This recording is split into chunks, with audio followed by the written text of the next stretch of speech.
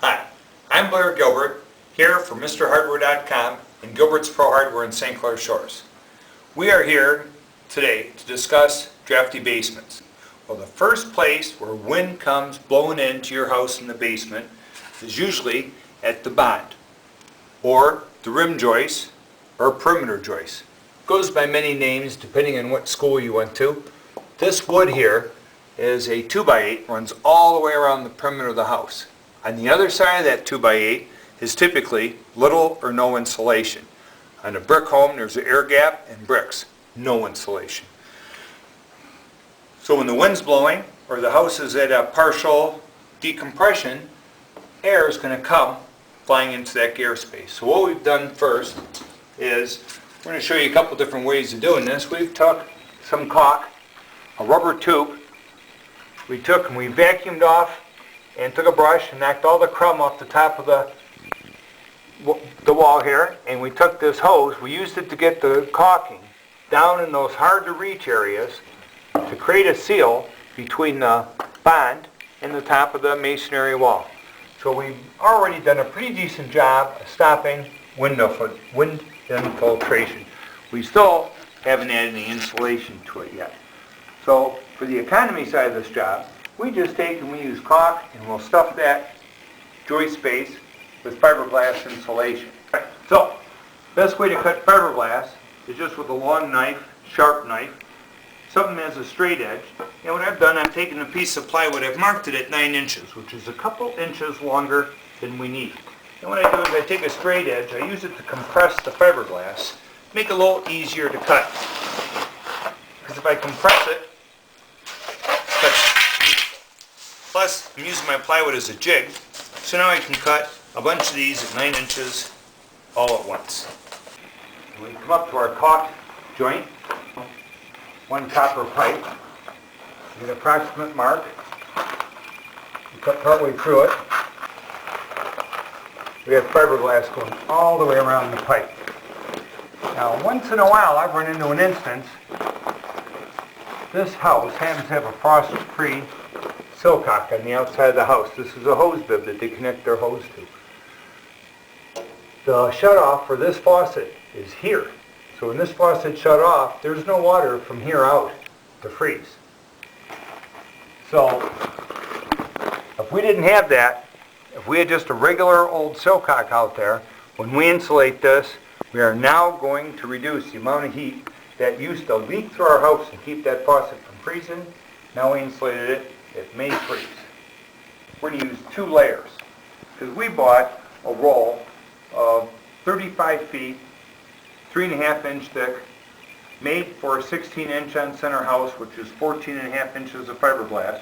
We bought a standard roll, 35 feet, $10. So this is our economy job. But it ends up being not so economy. We're going to do 2 layers. We're going to have a double vapor barrier in here because we have one piece of paper in there right now that's stopping the airflow. We're going to have a second layer of paper in here stopping the airflow.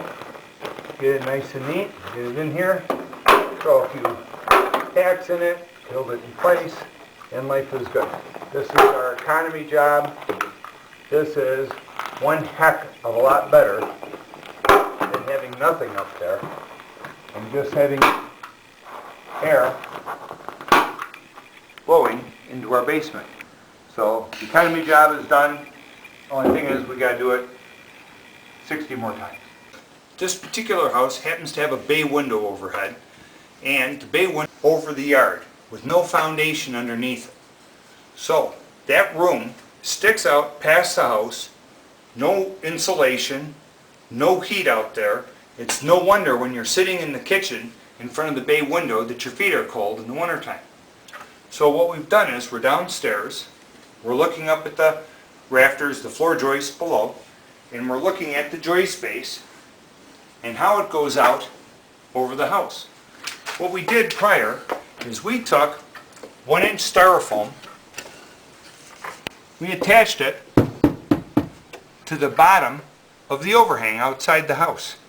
We then had some aluminum bent at our local siding place, and we covered it with aluminum.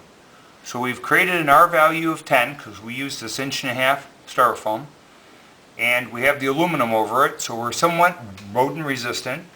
We now have a better vapor barrier for wind and wind attenuation, and now what we want to do is we want to get out there and see if we can't get some unfaced insulation, because we're doing this after the fact. If it was done before the fact, the facing would be up against the heated area.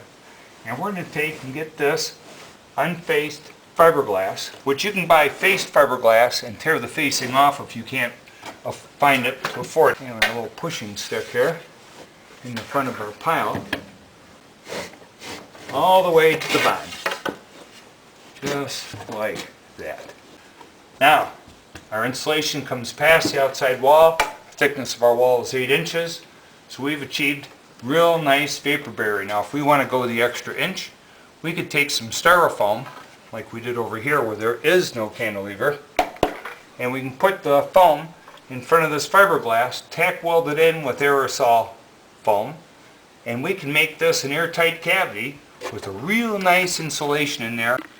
So, we're here in the cantilever. Heat duct runs out there, uninsulated.